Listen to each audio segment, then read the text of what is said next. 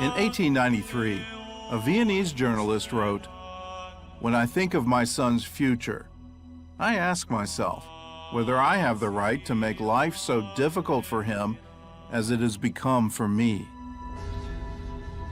That is why we must baptize Jewish children, while they can still feel nothing, either for it or against it. We Jews must submerge in the people." In nomine Patris, et Filii, et Spiritus Sancti. It's not something you'd expect to hear from the man known as the father of Zionism. But those words were written by Theodor Herzl, who spent his life trying to solve what he called the Jewish question. Herzl was born in Budapest in 1860. At the time, the city was known as Judapest because of its large Jewish population. As a boy, he attended a Christian high school that was open to Jews. And on his 13th birthday, his parents held a confirmation ceremony instead of a bar mitzvah. Theodor Herzl was an assimilated Jew who came from an assimilated family. He was not educated in the Jewish sphere at all. He was very, very far from Judaism. His family later moved to Vienna, where Herzl earned a law degree. But his real passion was writing, so he divided his time between writing plays, working as a reporter, and looking for a way to end anti-Semitism. Theodor Herzl is the one who sort of pulls it together, but there are many. There are Christian ministers, there are rabbis, there are presidents, there are all kinds of people who are saying, wait a minute, we've got this problem. At one point, Herzl even proposed a mass baptism of Jewish babies in Vienna's largest cathedral. He believed that if Jews adopted Christian culture, they would finally be accepted by European society.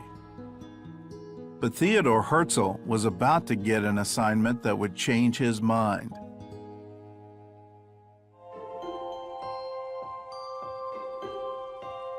It was as a journalist for the top newspaper in Vienna that he was sent to Paris to write about the wonderful French experience. Herzl, who was a bon vivant, you know, and was living in Paris and enjoying himself and going to the theater 3 times a week, and all of a sudden, he saw the ugly face of anti-Semitism. Herzl was assigned to cover the famous Dreyfus affair, in which a French Jewish captain was falsely convicted of spying for the Germans. Herzl watched as Alfred Dreyfus was stripped of his medals and publicly degraded at the military school in Paris. Crowds filled the streets, shouting death to the Jews. People are inflamed, and they're shouting, not down with Dreyfus, not down with the individual, they shout down with the Jews. And Theodor Herzl has his aha moment. Herzl realized that the only solution to anti-Semitism was for the Jews to have their own state.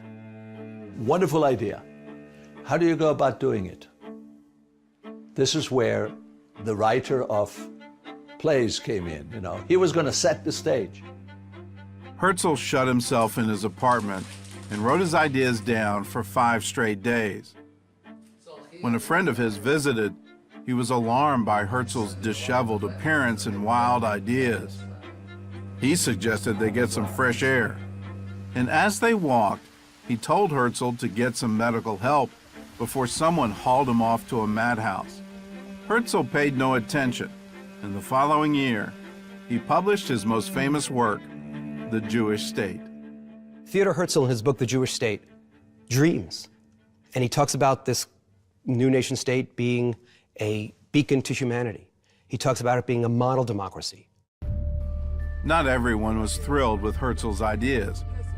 Religious Jews thought it was blasphemy to reestablish the nation of Israel without the Messiah. Nevertheless, Herzl worked tirelessly to realize his vision. He even tried to buy the land of Palestine. He tried to create a situation where he will be introduced to the Sultan of Turkey, and he will buy the land of Israel from him. Boy, that's going to cost a lot of money. How is he going to pay for it? Well, he had the dream. He had an idea. He says, I'm going to take half of the riches of all the rich Jews. Well, of course, there was absolutely no chance that any of these people would do that. They did not want to see Zionism succeed, in fact. But he was convinced that that's the way to do it. In 1897, Herzl gathered Jewish delegates from around the world for the first World Zionist Congress. For this historic meeting, he chose the city of Basel in Switzerland. By the way, do you know why it was in Basel? It was supposed to be in Munich. And in Munich, there were Jews who called themselves Germans of the faith of Moses. And they said to him, we don't want this Jewish riffraff from all over the world coming to Munich.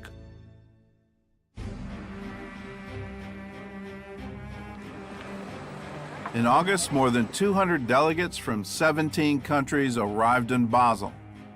It was the first representative Jewish assembly in nearly 2,000 years, and the atmosphere was electric. Behind the podium hung a white flag with 2 blue stripes and a Star of David, a version of the design that would be adopted by the State of Israel 50 years later. Among the delegates was a man Herzl introduced as the first Christian Zionist. The Reverend William Heckler was the British embassy chaplain in Vienna.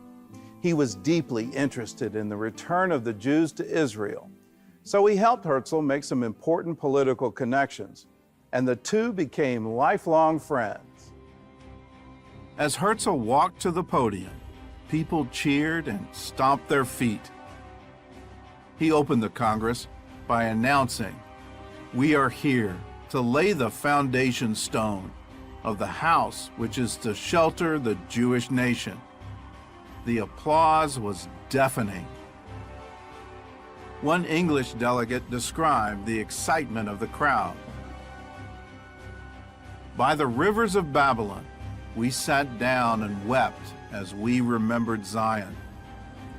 By the rivers of Basel, we sat down and resolved to weep no more." The beautiful thing about Theodor Herzl and the beautiful thing about Zionism is that it doesn't just stop with the negative. There is anti-Semitism, and there is negativity, and there's a certain rejection on the part of Europe. But what they also do is, I call it the jujitsu move, where you take the negative and you turn it into something positive. A few days later, Herzl made a bold statement in his diary. At Basel, I founded the Jewish state. If I said this out loud today, I would be answered by universal laughter. Perhaps in 5 years, and certainly in 50, everyone will know it. Herzl's statement turned out to be prophetic. 50 years later, the United Nations approved a plan to divide Palestine into Jewish and Arab states. And 9 months later, the State of Israel was born. After the Congress, Herzl, who had never been religious, started observing some Jewish traditions.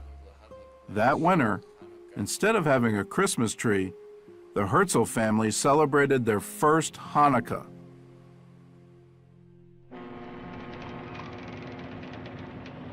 Despite growing health problems, Herzl traveled the globe, trying to get backers for the new state. He went first to Constantinople, then on to Jerusalem in hopes of asking the Ottoman Sultan for land. Then in the spring of 1903, the need for a Jewish state became more urgent than ever, as the world turned its focus on a small town in Russia.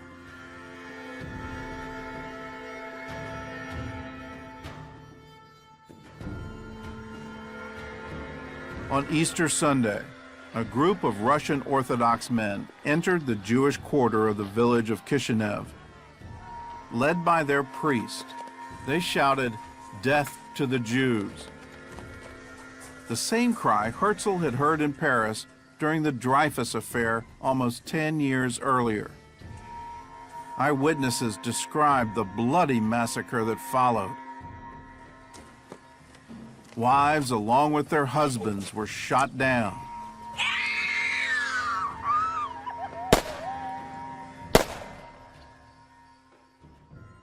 A synagogue worker was killed protecting the Torah with his body. Children had their brains dashed out against the walls. And even babes were snatched from the arms of pleading mothers and hurled through windows.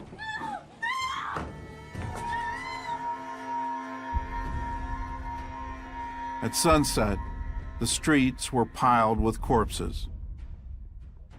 After 3 days, more than 40 Jews were killed, 92 were injured, and more than 700 homes were looted and destroyed.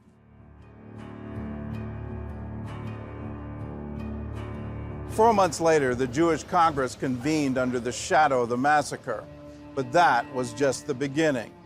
Herzl had good news and bad news for the crowd. The good news was that Great Britain wanted to help the Jewish people. The bad news was how they wanted to help.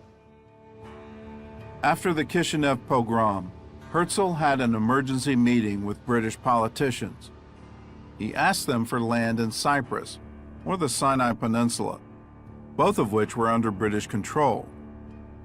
The plan was to rescue the Jews from Russia and still be close to Palestine. The British refused and offered them land in British East Africa, now Uganda. With no other choice, Herzl accepted the offer, and the British drew up a plan for a colony they called New Palestine. In 1903, Herzl presented the idea to the Zionist Congress with disastrous results. Zionism refers to Zion, and the plan was eventually to have Zion as the homeland. Nobody was giving this up. But for now, we're going to get ourselves a place to hide. It was the delegates from Russia, whom Herzl was trying to protect, who took the news the hardest. They stormed out of the concert hall in protest. Among them was a young man who would become the first president of the new state of Israel, Chaim Weizmann. The Zionists from Russia hated the idea. So they basically mounted a revolution against him and broke his heart, and he had been dealt such a tremendous shock that everybody doesn't take his word for the gospel truth. Herzl closed the Sixth Zionist Congress by raising his right hand and reciting a verse from the Psalms. "If I forget thee, O Jerusalem, may my right hand forget its skill." These were the last words he would ever speak at the podium in Basel. Only his close friends and family knew that he was suffering from heart failure. And over the next year, his health declined rapidly. He told his old friend, Reverend Heckler, "Greet Palestine for me. I gave my heart's blood for my people." He died the next day. And at his funeral in Vienna, more than 6,000 people gathered to honor the man they had called King of the Jews. In 1949, the new government of Israel honored Herzl's dying request. They brought his remains from Vienna and reburied them here, on a hill overlooking Jerusalem. During his lifetime, Herzl was called everything from a hero to a dreamer to a heretic. But his influence on the Jewish people is undeniable. In the last decade of his life, he gave them something they hadn't had in nearly 2,000 years, the hope of going home. He was an amazing man. He deserves a lot of credit. He had a dream, and it was a good dream. But you know, there's a distance between dreaming and between bringing something to fruition. It took pioneers, it took men of action, men of work. Herzl was, in the words of that wonderful song, the wind beneath their wings.